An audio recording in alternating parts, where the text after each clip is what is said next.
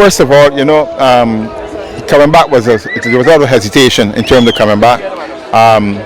At least you can see that we still have general support from the community, and I think that at this point in time, people are coming and going, and they're looking at the exhibits.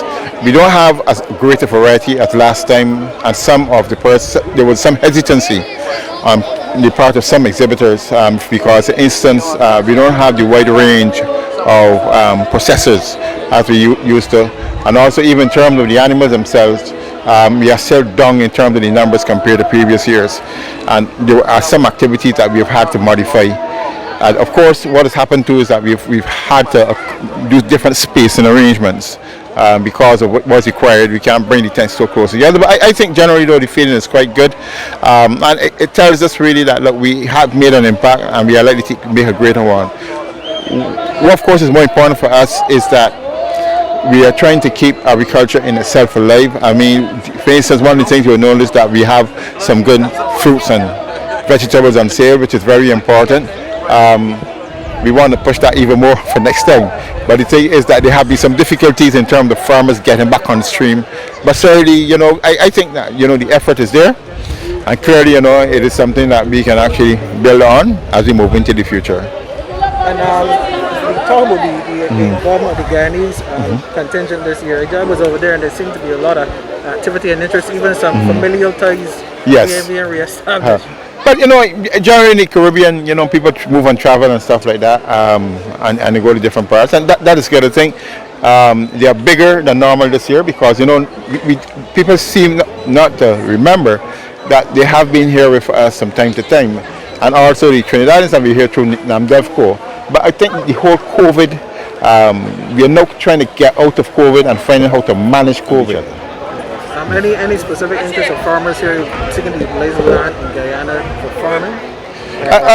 We're not there yet. I would say this, when people come up with these ideas, they have to recognize that you have to have resources to do it. That is the basic thing. Somehow, I get the impression people feel that establishing a farm is just a question of throwing together a few pennies and going down there. You have to have money. Okay, and that's the whole thing. Who is going to give those farmers the necessary level of financing to do even that? We are in Barbados, and I think really what I am not interested in Guyana, maybe frankly, we want to cooperate, and we do cooperate with farmers in Guyana in different ways. But we have a tremendous amount of land here in Barbados too, that also needs to be farmed, that at the same time, we don't want to have a country in which, when you look at it, all you're seeing is bush, or what we are seeing now is an attempt sometimes to take the land that is there and plant houses on them. Certainly, if Barbadians also need to feel that, of course, that there's opportunity for them to do what they want to do in their own country, and especially when we have extremely good farmland. And I will tell you that the farmland that Barbados has, it's still good. It could still produce crops. So it is a challenge. But all I will say is that we have to work together as the Caribbean.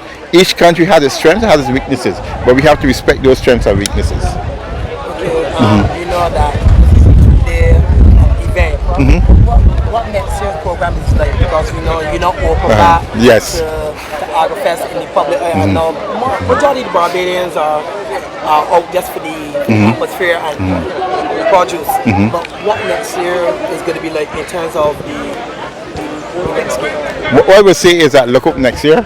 We are coming back full 3 days, and I'm telling you, we have from here on and going into next year, we are going to have a program of engagement with those schools. I really felt badly this year that we could not have the level of engagement that we needed to do with the schools, with those young people in the schools, because I will tell you, a lot of those young people, when we talk to them about agriculture, and we're missing the school exhibits this year, very much so. Although we still had at the opening ceremony the headmaster of the Grant Yardom School, and I know the headmistress of Corrigan Prairie School, very excited supporters when it comes to Agrofest, But we are going back we are going to engage those schools going into next year, so that any when patrons come out next year, I am saying they come for buying when it comes to the school, because we really want to get back in the school, because that is where we need to reach to our young people in terms of showing them the kind of the careers that they can get when it comes to agriculture. Final question for me: what was pricing like, given all that's been happening in Russia, Ukraine, COVID? What was pricing like here at Agrofest? But the thing is that we have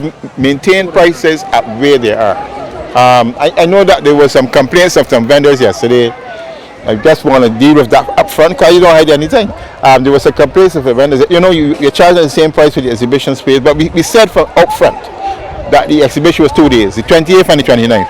What we were hoping for this year is that if vendors had gotten themselves prepared, like yesterday, we were thinking, but we can do an early opening and even invite now the public in to get a pre-thing, But the thing is that it took a while for some vendors to get themselves together. So we could not do that pre-opening, although we had a very good, I want to say we had a very good opening ceremony, at which we had the Prime Minister speaking, and of course the President of Guyana speaking, and that was a very good one.